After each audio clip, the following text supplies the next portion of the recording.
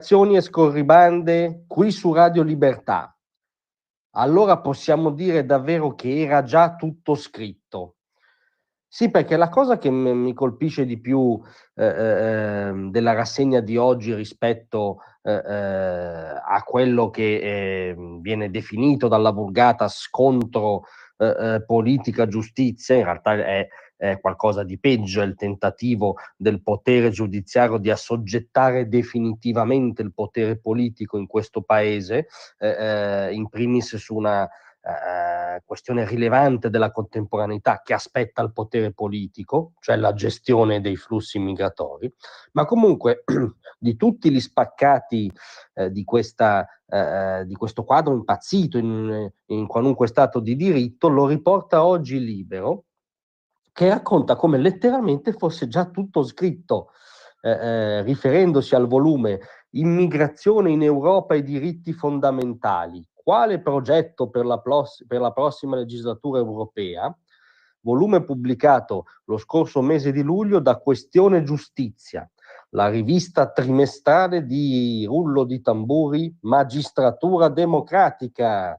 la corrente, come sapete, dichiaratamente di sinistra delle toghe, a cui appartengono tra l'altro la magistrata Silvia Albano, che è una delle magistrate autrici della sentenza che sospendono, diciamo, la pratica dell'accordo con l'Albania, e anche Marco Patarnello, il magistrato autore della mail dove definisce la Meloni pericolosa. Questo volume raccoglie gli atti di un convegno in realtà andato in scena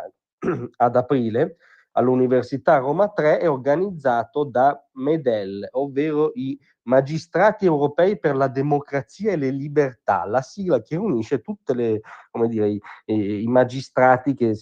variamente di sinistra europei. Ora, che dei magistrati debbano essere per la democrazia e le libertà, dall'altro una tautologia, dall'altro un allargamento cioè, ovvio ma comunque indebito del loro ruolo primario, cioè dovrebbero essere anzitutto per la legge. Comunque, al di là di questo,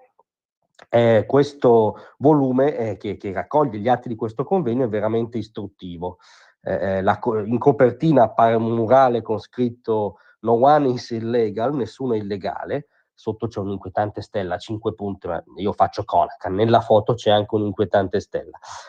Ma comunque è la lettura degli atti che è ovviamente istruttiva. Anzitutto c'è la critica del modello securitario imposto dall'Unione Europea, cioè per questi magistrati l'Unione Europea è troppo rigida, diciamo, è stata troppo rigida in questi anni con l'immigrazione, perché ha perseverato nel ritenere l'immigrazione non già una preziosa risorsa da governare e regolare, ma un fattore di pericolo e di rischio per i confini e per l'ordine pubblico. Se tu vuoi davvero regolarla, ovviamente devi tenere presente anche quella quisquiglia degli stati-nazione che sono i confini e quella quisquiglia della convivenza che è l'ordine pubblico. E comunque accusavano espressamente questi magistrati Bruxelles di aver imposto misure dalla stessa impronta securitaria imposte in questi anni dalle destre, con il Mediterraneo diventato da crocevia di civiltà un immenso cimitero. Qui è capovolgimento proprio logico. Purtroppo l'immenso cimitero, che è una tragedia quotidiana, c'è perché è stato tollerato, se non incentivato, cosa che per inciso ha dimostrato anche l'avvocato Bongiorno nella sua ringa sul processo Open Arms, è stato tollerato, se non incentivato, se non coorganizzato da alcune associazioni, il traffico di esseri umani. Ma il massimo in questo volume lo troviamo nel capitolo che contiene un appello per la libertà di movimento, dove leggo, perché voglio essere preciso, essendo non in prossimità del, come dire, del delirio, perché qui si chiede addirittura, virgolette, l'abrogazione del reato di favoreggiamento dell'immigrazione irregolare. Cioè l'abrogazione del reato di favoreggiamento dell'immigrazione irregolare non deve esistere per questi magistrati che parlano di un reato che dovrebbero perseguire, no? Di una legge che dovrebbero far rispettare.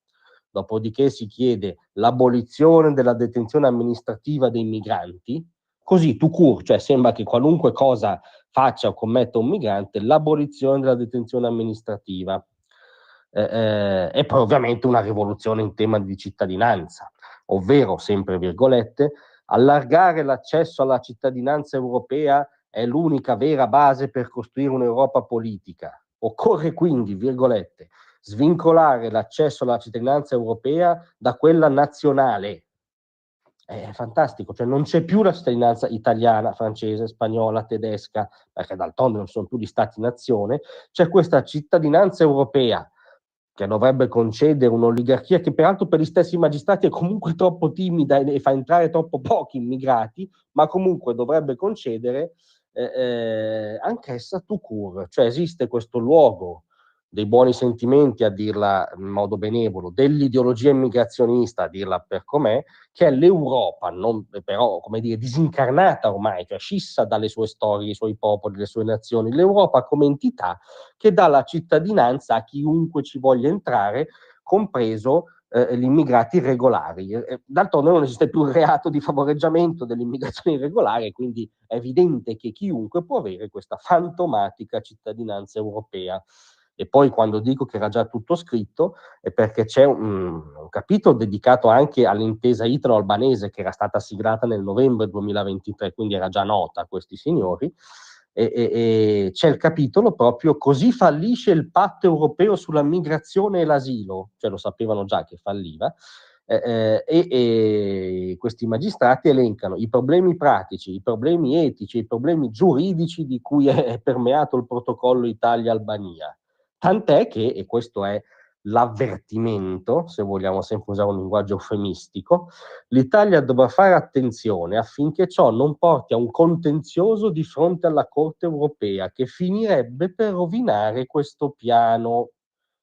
che poi è esattamente quello che è successo. Era già tutto scritto in un convegno che è un concentrato di ideologia immigrazionista e in realtà anti-europea, in quanto nega i confini, gli stati, il fatto che ci sia l'immigrazione clandestina, ed è una,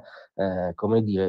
sostanzialmente un peana all'invasione, un invito a farsi invadere. Lettura molto istruttiva quella che ci dà oggi Libero, ci permette di dire che purtroppo era già tutto scritto. Grazie a tutti, vi aspetto stasera alle 19.